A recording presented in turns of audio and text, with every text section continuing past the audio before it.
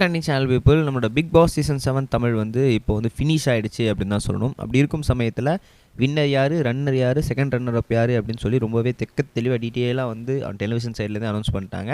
அதை பார்த்து உங்களுக்கு ரொம்பவே சந்தோஷப்பட்டிருப்பீங்க, சில பேர் வேதனைப்பட்டிருப்பீங்க அப்படின்னு சொல்லி நமக்கு நல்லாவே தெரியும். அந்த வகையில் இப்போ ஒரு கண்டஸ்டண்ட்டாக லைவ் வந்து பேசிகிட்டு இருக்காங்க. அந்த வகையில் நம்மளோட மணிச்சந்திரா இப்போ லைவ் வந்திருக்காரு. அதை என்ன சொல்லியிருக்காரு அப்படின்றத பார்க்க போகிறோம். ஃபர்ஸ்ட் ஆஃப் ஆல் வந்து ஓட் போட்ட எல்லா மக்களுக்குமே ரொம்பவே நன்றி அப்படின்றத மென்ஷன் பண்ணியிருக்காரு. ரெண்டாவது ஒரு முக்கியமான விஷயம் என்ன அப்படின்னு பார்த்தீங்கன்னா, நான் தான் வந்து டைட்டில் வின் பண்ணுவேன் அப்படின்னு நான் நினச்சேன். ஏன்னா வந்து விஷ்ணு கூட சொல்லியிருந்தார் லைவில், இந்த மாதிரி வந்து எல்லாருமே வந்து மணிச்சந்திரா வெளியே போயிடுவான், இந்த வீக் போயிடுவான், அடுத்த வீக் போயிடுவான், அதுக்கு அடுத்த வீக் போயிடுவான் அப்படின்னு சொல்லிகிட்டே இருந்தாங்க.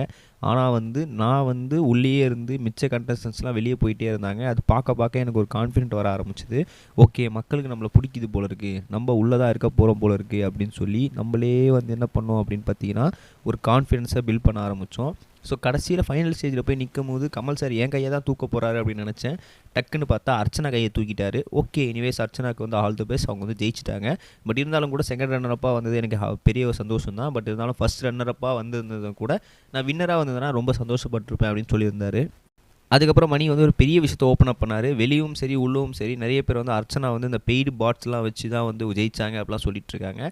அது உண்மையாக பொய்யான்னு தெரில. அவங்க ஜெயிச்சிட்டாங்க, அவ்வளோதான், அதோடய ஃப்ரீயாக விட்டுருங்க, அதை தேவையில்லாமல் அதை போட்டு வந்து நீங்கள் வந்து குழப்பிக்காதீங்க அப்படின்னு சொல்லியிருந்தாரு. இன்னொரு முக்கியமான விஷயம் என்ன அப்படின்னு பார்த்தீங்கன்னா, நம்மளோட ரவீனா உள்ளே வரும்போதே வந்து செகண்ட் டைம் வந்து கெஸ்ட்டாக வரும்போது அவங்ககிட்ட நிறைய மாற்றங்கள் பார்த்தேன். அதுக்கப்புறம் எனக்கே தெரிஞ்சிருந்தது, ஓகே அவங்க கொஞ்சம் நம்மக்கிட்ட டிஸ்டன்ஸ் மெயின்டைன் பண்ணுறாங்க அப்படின்னு சொல்லி. சரி, வெளியே போய் பேசிக்கலாம்னு சொல்லி தான் நானும் சைலண்ட்டாக விட்டுட்டேன்.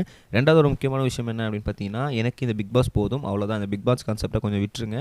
நான் வெளியே போய் ஒரு ஸ்டூடியோ ஆரம்பிக்கணும். நான் வந்து பேன் இந்தியா லெவலில் எல்லா ஹீரோயின்ஸுக்குமே வந்து நான் வந்து கொரியோகிராஃப் பண்ணணும். முக்கியமாக கமல் சாருக்கு பண்ணணுன்ற ஒரு ஆசை இருக்குது. அது கூடிய சீக்கிரம் நிறைவேறும் அப்படின்னு சொல்லி லைவை முடிச்சிட்டாரு. நம்ம நெக்ஸ்ட் வீடியோ சொல்கிறேன் கைஸ்.